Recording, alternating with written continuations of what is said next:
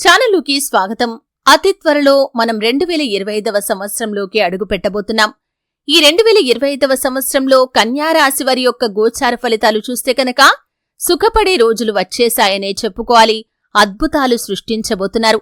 కానీ ఆ స్త్రీలతో మాత్రం మీరు జాగ్రత్తగా ఉండాల్సిన పరిస్థితులు కనిపిస్తున్నాయి.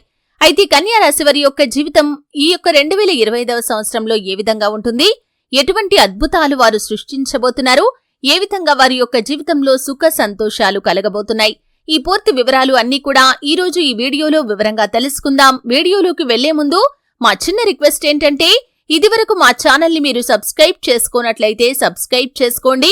అలాగే పక్కనే ఉన్న గంట సింబల్ మీద ఆల్ అప్డేట్స్ ని క్లిక్ చేయండి. అప్పుడే మేము అప్లోడ్ చేసే ప్రతి వీడియోకి మీకు నోటిఫికేషన్ అనేది వస్తుంది. శ్రీ వారాహిదేవి జ్యోతిష్యాలయం నంబర్ 1 వశీకరణ స్పెషలిస్ట్ పండిత్ పవన్ నంబూదరి కేరళ తాంత్రిక్ గురువు గారు.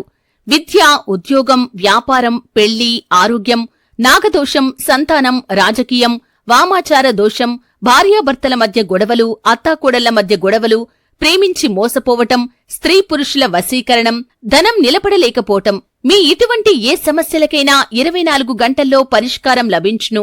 సంప్రదించాల్సిన ఫోన్ నంబర్ 9043637512.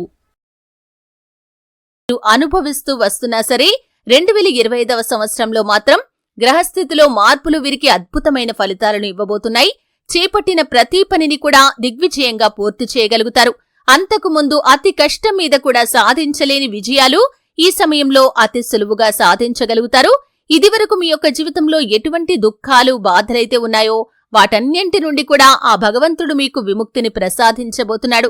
పరిష్కారం దొరకని సమస్యలకి కూడా ఈ సమయంలో, అంటే ఈ యొక్క 2025వ సంవత్సరంలో మీరు పరిష్కారాన్ని కనుక్కోబోతున్నారు. కుటుంబ సభ్యుల నుండి సంపూర్ణ మద్దతు అనేది లభిస్తుంది.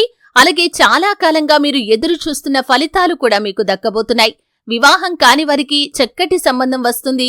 వివాహం జరిగే అవకాశాలు ఈ సంవత్సరంలో మీకు అద్భుతంగా కనిపిస్తున్నాయి. అలాగే సంతానం లేనివారు కూడా సంతానం పొందుకునే అవకాశాలైతే ఉన్నాయి.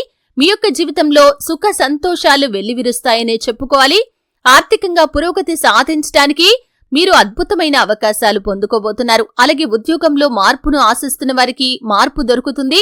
ఉద్యోగంలో ప్రమోషన్లు కావచ్చు, ఆర్థిక పెరుగుదల కోసం కావచ్చు, మీరు కనుక ప్రయత్నాలు చేస్తున్నట్లయితే ఆ ప్రయత్నాలు ఫలించే అవకాశాలు కూడా మీకు ఖచ్చితంగా ఉండబోతున్నాయి.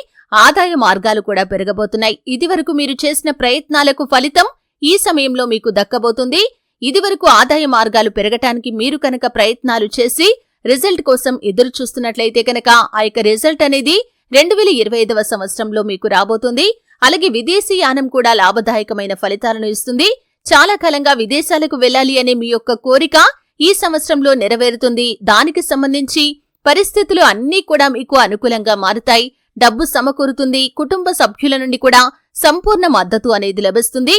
విదేశాల్లో అవకాశాలు కూడా వస్తాయి. విదేశాల్లో వ్యాపార అవకాశాలు కావచ్చు, ఉద్యోగ అవకాశాలు కావచ్చు, మీరు ఈ విధంగా దేనికోసమైతే ఎదురు చూస్తున్నారో ఆ ఫలితం మీకు ఖచ్చితంగా దక్కబోతుందని చెప్పుకోవాలి.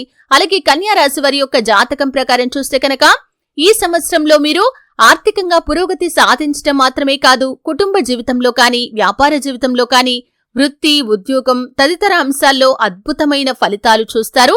అద్భుతాలు సృష్టించబోతున్నారు. కొన్ని ప్రత్యేకమైన రంగాలకు సంబంధించిన వారు కూడా ప్రత్యేకమైన విజయాలు సొంతం చేసుకుంటారు. అలాగే కళలు, సాహిత్యానికి సంబంధించినటువంటి రంగాల్లో అవకాశాల కోసం మీరు కనుక ఎదురు చూస్తున్నట్లయితే ఆ యొక్క అవకాశాలు కూడా మీకు రాబోతున్నాయనే చెప్పుకోవాలి.